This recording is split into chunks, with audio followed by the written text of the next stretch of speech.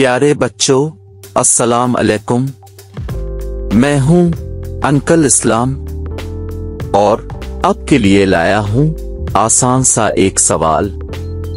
सवाल ये है कि फ्रोइदीन का मतलब क्या है और वो कितने हैं।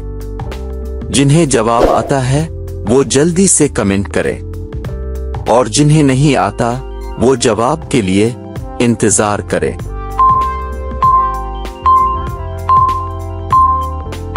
जी तो प्यारे बच्चों, जवाब सुनने के लिए रेडी हो जाएं। फ्रोइदीन का मतलब है दीन की शाखें और वो 10 हैं। नमाज, रोजा, हज, ज़कात, खुमुस, जिहाद, अमर बिल मारूफ, नही अज मुनकिर, तोला, तबर्रा।